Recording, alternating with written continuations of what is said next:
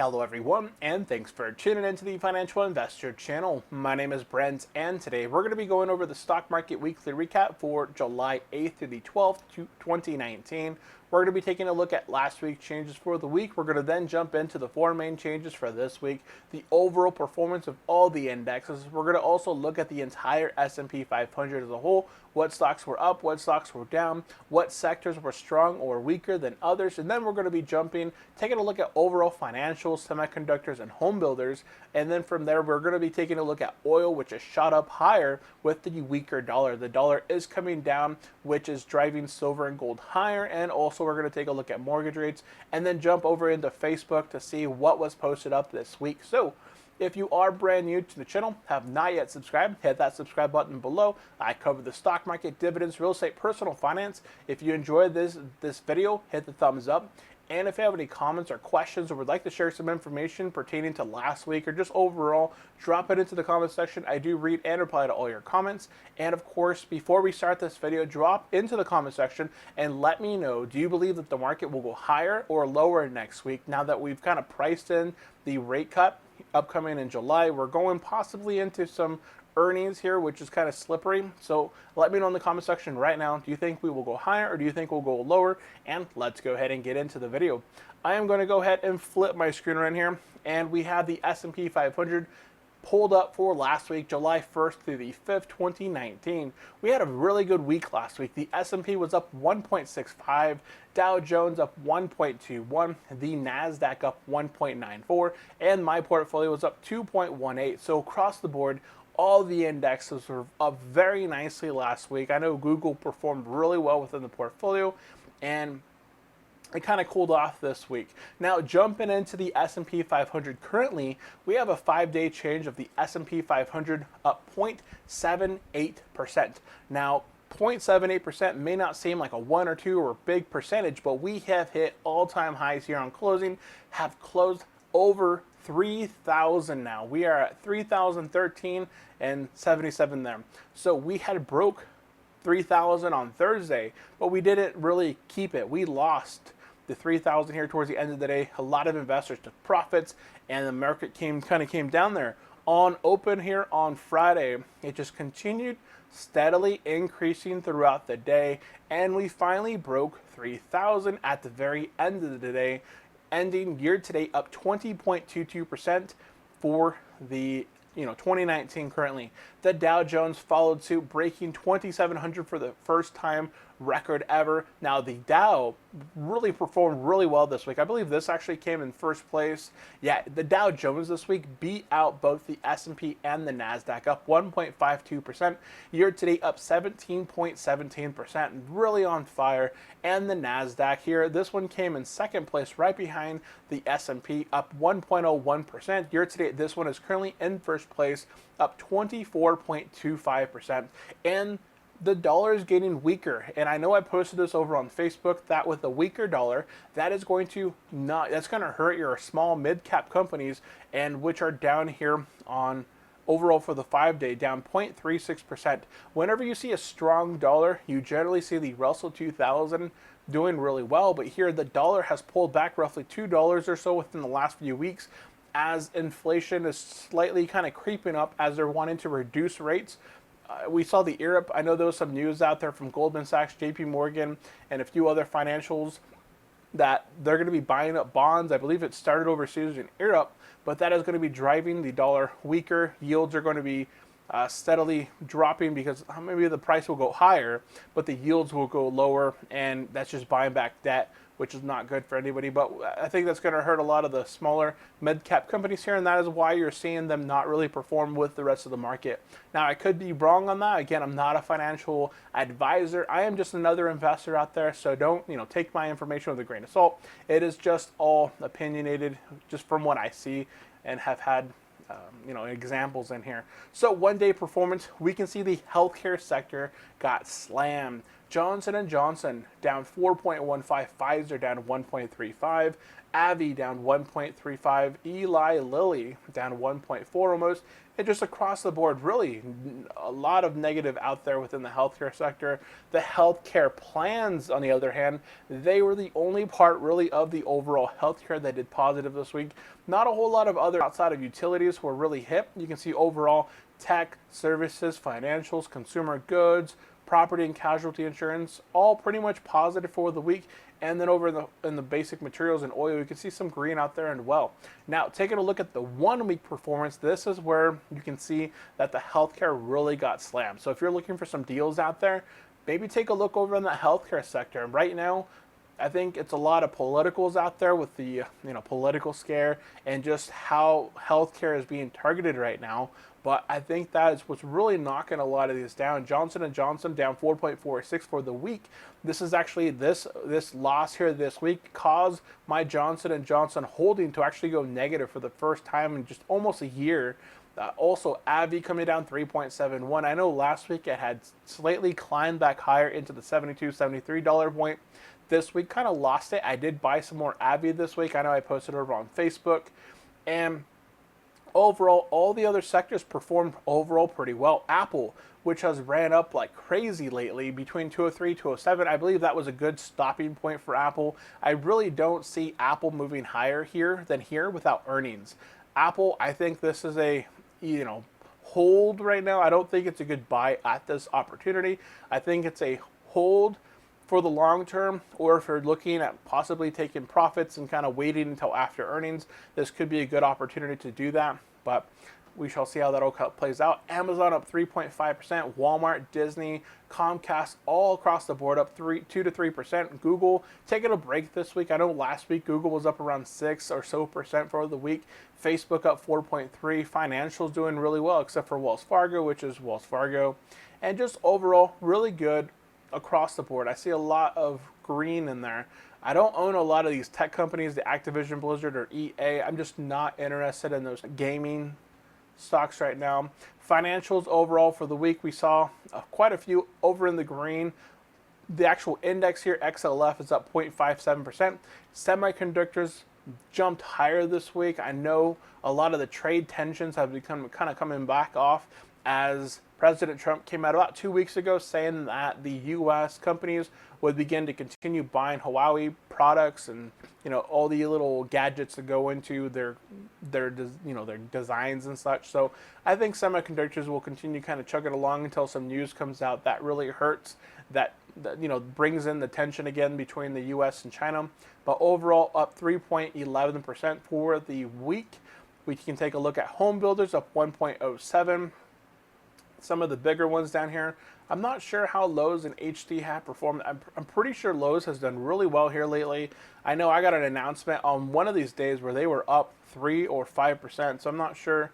Maybe it may not have been that much, but I know towards the end of the day, Lowe's was on fire here Thursday, Friday, and I do own a little bit of Lowe's here, so up for the week they're 3.05. Home Depot kind of chugging right behind it, so maybe some earnings out there really played a part in both of these. I'm not sure. I wasn't following any sort of earnings for these, but 3.2% there, 3% across. Fed Powell reaffirms a rate cut. I believe it was either Monday or Tuesday where he pretty much reaffirmed it, confirmed it, and this is getting priced into the market. And I know I posted on Facebook quite a while ago where what was going to take place here. Rate cut end of July. Normally, if you look at the history after a rate cut, that is it's a good sign initially short term for the market. You're going to see the market possibly put in another 2 to 4%, but after that 30-day window expires, the sort of it sets in that a rate cut is not good. What does that mean for the economy? If we're already cutting rates at all-time highs, what does that mean for the economy? You should only be performing a rate cut when we are down in the dirty. We're no longer producing. We're no longer growing. So I think, 30 days out, normally history shows that the market begins to pull back really hard after a rate cut. It's not good news. So oil, if you guys want to stop and pause the video, mainly there was a bit of where was it? I know there was one day where the stockpiles fell more than expected, and this really drove the oil price up here. So Wednesday, oil with shorter supply in the U.S. That drove oil up 4.07% there on Wednesday. 5-day change up 4.77. Year-to-date oil is up 29.61%. The dollar this week continuing to get weaker. I know at one point we were at 98. Now we are at 96.72. Just over the 5 days, we started at 97.24 and just steadily, as the Fed came out saying, hey, we are basically going to be pricing in a rate, we're going to be cutting rates here in the future. We can see some economic slowdown of some sort. And we can see here after Tuesday, dollar just continue to get weaker, weaker, weaker. I'm not sure how weak this dollar will go.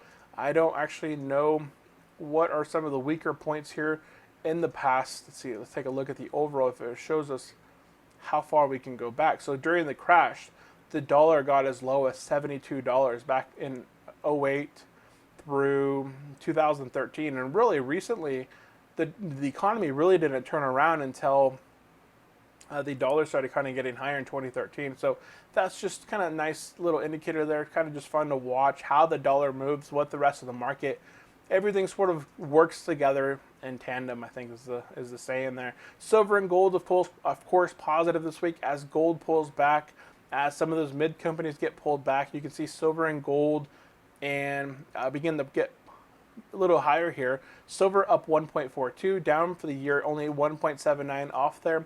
Gold shoots up 1.05, year-to-date up 10.13. And bonds, we had a bit of a pullback on bonds, down 0.3.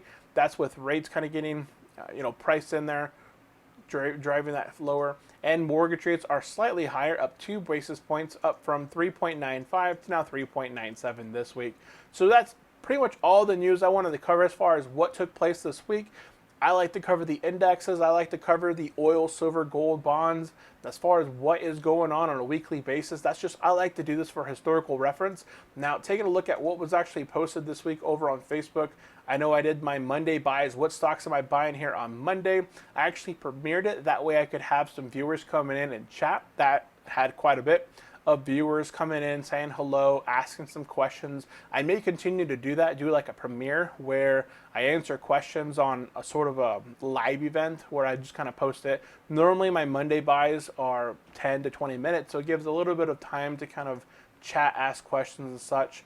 Now, I don't know if I actually posted this. It looks like I posted it, but I'm not sure. So here, Dow slides Monday while Goldman Sachs rings sell stocks. And this was not just Goldman Sachs. Goldman Sachs, JP Morgan, I believe Bank of America also came out saying sell your stocks at these all-time highs. With the Fed doing what they are doing, with President Trump coming out here and wanting quantitative easing and rate cuts, this is really not, I don't know. We shall see how this all plays out. See here, taking a quick look, I did make my Monday buys here. I posted a video on it on Monday. I was paid out by dividends. Kimberly-Clark, $5.91. Coca-Cola, 43 cents. Total last week, $5.34. I picked up SPG, Caterpillar, Eaton Vance, and 3M. I also increased my dividends going forward by $4.41. And here is my little screenshot. I started posting these over on Instagram. So if you guys want to follow me over on Instagram, I will be posting my pictures over there in the morning and then sharing them over the Facebook later in the day. And they kind of go like this format here where I'll show my dividends, what stocks I purchased, and how much my dividends actually increased from the stock purchase there. Fun little trade talks appear to be going good there. Thought that was a little funny snippet. I went over my video on why I like to overshoot on my M1 purchases. I actually made a video here on Friday that went over the whole reasoning behind wanting to overshoot my buys, and you guys can check that video out for sure. It's just my recent video here prior to this one. Banks and the Fed talks. So what this is I have a thrift savings plan still that I'm looking at transferring out of the thrift savings plan, and I didn't see a whole lot of future growth outside of this week. I don't believe next week is going to be positive. I believe we will have a pullback last week. I don't know of how much, but we can see here we have hit all-time highs, and the rate cut is getting priced into the market. Now, I don't know if I've actually I think this goes in the wrong order. I'm actually going to cancel out of there. But just these last few weeks, lots of green, lots of green. We had a little bit of red, just a slight down red, not even like a quarter of a 0.5% there just a few weeks ago. But everything else we can see green, up 2%, up another 0.5% there to 1%. Here this last week in June 3rd through the 7th, we were up nearly almost 4% across the board, with my portfolio up nearly 5%, and some of the other ones in there almost up 5%. Now we can see a lot of red here back in May, just kind of down in the dumps, and we haven't cooled off. We've had quite a few weeks here of just straight green. Looks like 5 weeks of green and a 0.5% there pullback on a slight, on a week by week there. So I actually moved I was tracking the S&P fund here within my thrift savings plan, but actually pulled it back into these funds. So I was 100% invested in the C fund, which tracks the S&P 500. I transferred it over to the G fund, which tracks bonds. It's a little bit slower performance, but right now my thrift savings plan is sitting at some all-time highs right now because I did track the S&P, so it is at all-time highs within the portfolio. So moving it over the bonds, I will move it out of that risk for right now. If bonds will not move by much percentage versus the market. The market could tank in another week or two. It could go down 2 to 5% with accidental news that kind of comes out. So who knows? CMI, someone had mentioned this in another Facebook group, so I wanted to go ahead and share the information over here as well.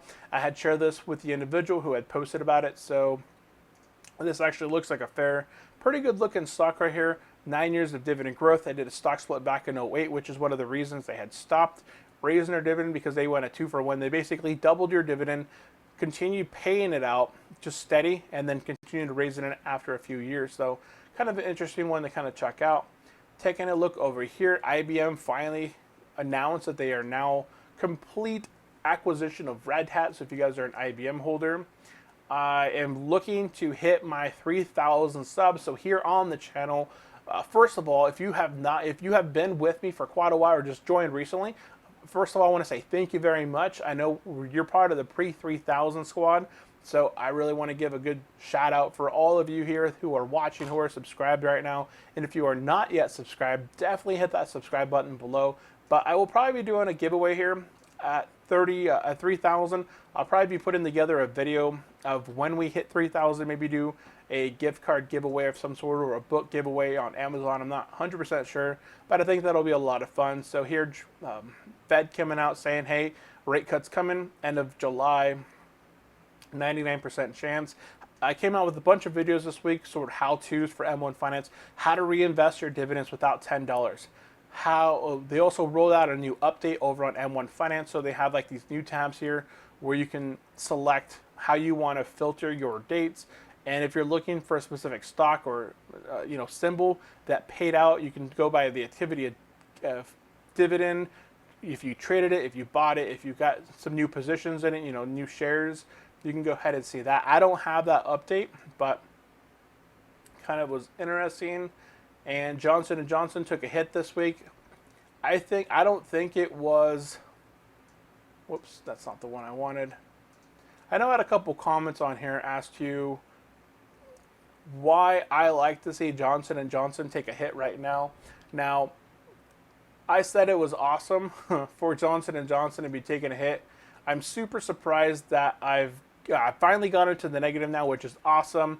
And this individual, one of the viewer subscribers here on the Facebook page, he asked, why is it awesome being in the negative? Is that because you can buy more cheaper? And of course I said yes. Johnson & Johnson's a great company long term. Having red right now, I can increase my invested equity and I will lower my unit cost. I will increase my yield on cost. I will be able to buy back more shares right now versus what I would have been able to with the market, with Johnson & Johnson higher price. I don't retire at 60. You never retire at 60. You do retire at 60, but you don't withdraw your cash at 60. You have your cash invested until basically you die. So life expectancy could be anywhere, let's just say, for example, 90. I'm currently at 34. 90 minus 34 gives me 56 years of possibly being invested in the market. and having to look forward to buying and holding Johnson & Johnson. So putting me into the negative right now where I already hold the stock is just a good opportunity for me. And right now, if I were to buy Johnson & Johnson, this will be a blimp on the market in the next 56 years. This moment right now will not matter. Johnson & Johnson will maybe double in the next 56 years while I'm invested in Johnson & Johnson. So that is why I do not mind those red days, especially on these strong companies such as J&J. I did buy Avi and Caterpillar. I'm sorry, not Caterpillar. Kellogg's today. Kellogg's at 54.74 and Avi at 69.130. I believe I increased my dividends there by a couple hundred, some hundred or so. Let's see here. And one of my almost last posts for the year, or half the year. So I don't usually go into detail a whole lot across all my portfolios. I mainly share the M1 Finance portfolio because it's a lot of fun to just see how those dividends interact. But overall, when I did my 1 month, my 6.5 month performance for 2019 currently, now I don't go deep into details as I say, but we just broke all-time highs here on Friday closing. The stock market portfolio, my stock market portfolio that I have invested, is up 24.56% year to date. The new equity that I've added year to date is about about $5,000, $4,900, not including my 401k match. The total gains that I've made across all my portfolios is ranging right around $9,000. And at this point, how do you feel the remainder of 2019 will go? So right now, you can let me know in the comment section below. Write down, do you believe that the market will go higher from this point? Or do you think that at this point, on December 31st, do you think we will close higher or lower?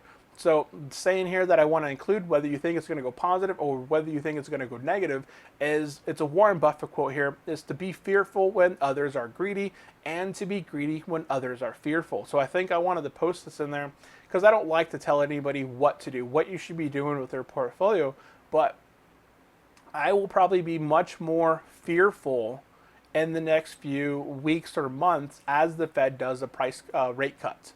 That is a negative effect on the market, not in the short term, but over the next few months as everybody takes a look as to why was that rate cut needed and what does it signal for the total market there. So this week we were actually up this week. So weekly change, basically what we had already seen here. S&P up 0.78, Dow Jones up 1.52, NASDAQ up 1.01. My portfolio this week up 0.51. I did move my thrift savings plan out of the S&P 500, and that slowed down my performance. So overall this week, as I moved about maybe, I don't know the percentage of the cash that moved over the bonds, but that slowed the performance there, so I was up 0.51% this week. So you can see the difference there in the S&P and mine. And that is because I took quite a bit out of the S&P and I lost that 0.78% growth. And instead I put it in the bonds, which were negative this week, which kind of lowered my gains there for the week. So that is basically it. Then all I wanted to cover in today's video. Let's see if I can go ahead and flip this screen around here. If you have not yet subscribed to the channel, I would highly appreciate if you do subscribe to the channel. I, of course, cover the stock market, dividends, real estate, personal finance. If you did enjoy this video, find it helpful, hit the thumbs up. And if you have any comments, questions, want to let me know again, where do you think the market's going to end on December 31st, 2019? Do you think it'll go higher? Do you think it'll go lower? And what are you doing currently with your portfolio? Thank you all for tuning in. I will see you next time. Have a great day. Bye.